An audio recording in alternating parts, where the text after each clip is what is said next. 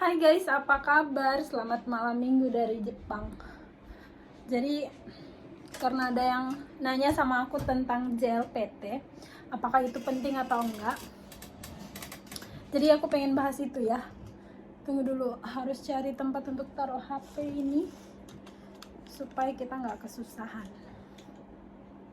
Jadi, aku seperti yang kalian tahu, kerjaanku di sini sebagai perawat lansia atau kaigo. Nah, buat teman-teman yang bertanya apakah JLPT itu penting, tergantung. Kalau aku mau bilang sih tergantung ya. Karena aku sendiri sampai saat ini belum ambil ujian JLPT. Misalkan N3, N2, N1 aku belum ambil. Gak tahu ambil atau enggak. Jadi aku pengen membahas jujur-jujurnya, asik. Jadi gini, buat kalian yang udah tahu kalau misalkan kalian pengen lama di Jepang, JLPT itu sangat penting dan aku saranin banget kalian perjuangin itu. Misalkan kalian itu lulusan keperawatan atau mungkin kebidanan dan berencana setelah dari kaigo bakalan norikai ke perawat medis atau kanggo, itu penting banget kalian perjuangin JLPT. Karena untuk bisa norikae salah satu persyaratan adalah kalian harus lulus N1.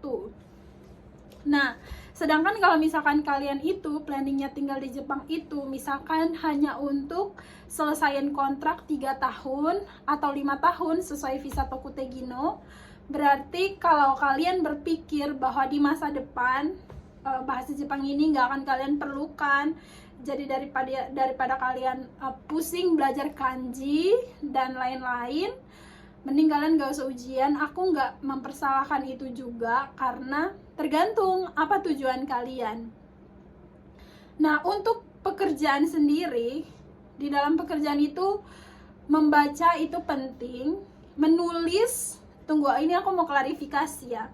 Buat teman-teman yang bertanya tentang Moshiokuri, Kak, di tempat kerja kakak Moshiokuri itu gimana? Apakah kakak perlu nulis atau kakak nanti segala laporannya pakai komputer, diinput dari laptop, jadi kan nggak perlu pusing-pusing soal nulis-nulis kanji kan? Jadi di tempat kami semuanya masih manual karena aku kerjanya di panti lansia yang ada di desa. Dan panti kami ini belum terlalu modern seperti yang ada di kota-kota besar, mungkin di Tokyo, di Osaka, gitu-gitu ya. Jadi menulis itu masih sangat perlu, dan lagi catatan Moshiokuri kami itu segala macam masih ditulis pakai tangan. Jadi PR banget untuk latihan membaca, karena tulisan tangan itu lebih tricky dibacanya dibandingkan dengan tulisan pakai komputer. Lalu, apakah kami dituntut untuk harus bisa nulis? Sejauh ini enggak terlalu ada pressure untuk itu, tapi mungkin di masa depan iya. Apakah kami dituntut untuk bisa baca kanji? Jawabannya iya, karena ketika memang setiap hari ada Moshiokuri yang di-offerkan dengan lisan, dengan kata-kata, tapi ada juga catatannya yang ditulis pakai tangan. Jadi sangat penting untuk bisa membaca. Kalau kalian mungkin kepo, kakak udah di Jepang sekian lama, udah bisa apa gitu, level bahasa Jepangnya udah segimana? Aku mau bilang aku lulusan JLPT-nya atau JFT-nya cuman baru N4, dan sampai saat ini belum ada planning untuk melanjutkan, karena aku sendiri tidak lama lagi udah nggak di Jepang lagi. Jadi aku pikir, ini pendapatku saat ini ya tentang aku sendiri ya, aku nggak akan lama di sini, karir di sini jangka waktu panjang banget sepertinya enggak. Jadi aku nggak merasa bahwa aku perlu ambil JLPT N3, N2, N1. Tapi kalau teman-teman berencana lama di sini dan bahkan pengen tinggal permanen di sini, kalian harus banget memperjuangkan itu. Nah, untuk hal lainnya tentang kenapa sih kalian perlu banget JLPT, sebenarnya kalau kalian mau kerja di Jepang, tapi nggak tertantang untuk belajar bahasa Jepang, itu sangat bisa. Banyak banget orang yang kerja di Jepang hanya bisa ngomong, baca sama nulisnya mentok. Cek aja, kalian bisa cek. Bahkan aku mau bilang, orang-orang yang lulus N1 sekalipun belum tentu dia bisa baca dengan lancar. Belum tentu. Karena untuk bisa lulus ujian, bisa banget orang tuh ngisinya acak. Apapun yang dia, pokoknya sesuai insting saat itu, saat diambil JLPT, dia ngisi-ngisi aja ternyata lulus. Dan ada juga orang yang belajar setengah mati untuk bisa lulus, ya kan? Jadi berdasarkan hal ini bisa aja kalian mungkin kenal ada orang yang lulus bahkan N1 tapi nggak bisa baca dengan lancar seperti halnya orang lain. Jadi motivasi kalian balik lagi apa?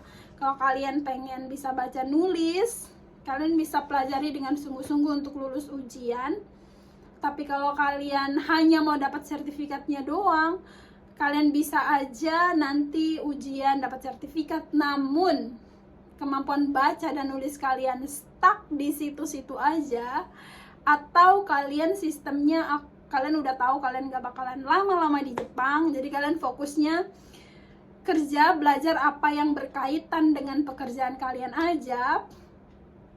Kemampuan ngomong kalian meningkat karena setiap hari kalian harus komunikasi, tapi mungkin kemampuan baca dan nulis yang mentok di situ aja karena nggak didalemin, itu juga terserah kalian. Kalau dari Kaisya sendiri, nggak ada tuntutan yang harus banget lu harus bisa baca, harus bisa nulis untuk cakupan dunia luas ya. Kalau misalkan di dalam dunia Kaigo ya lu bisa nulis hal-hal yang berkaitan dengan pekerjaan, kondisi pasien segala macem.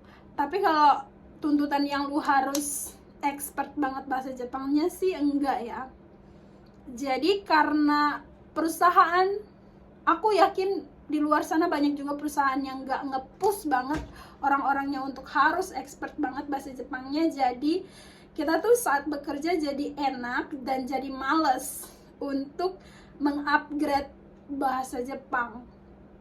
Dan itu tadi aku share pengalaman aku nggak bilang itu bener dan kalian bisa juga seperti itu. Kalau aku mau bilang, pergunakan waktu yang Tuhan kasih ke kalian dengan baik, belajar semaksimal mungkin, hindari sosial media yang nggak penting-penting ya, supaya kalian tuh punya pemahaman yang lebih. Aku aja sekarang ini masih di tahap memupuk niat untuk belajar bahasa Jepang untuk bisa ikut JLPT entah pertengahan tahun ini atau akhir tahun. Cuman aku mau bilang, semua ilmu yang kita pelajari itu nggak akan sia-sia.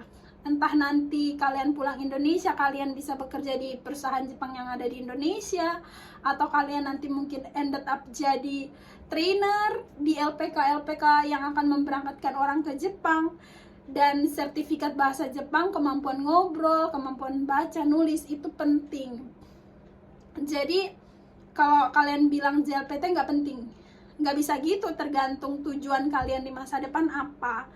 Cuman aku pribadi menyarankan, pakailah waktu yang kalian punya, karena kalau otak nggak dipaksa untuk belajar tuh bakalan males dan bodoh. Bisa aja kita lancar ngomong, tapi begitu dihadapkan dengan kanji kayak, hey, what is this? Itu terjadi ya guys. Jadi seperti itu.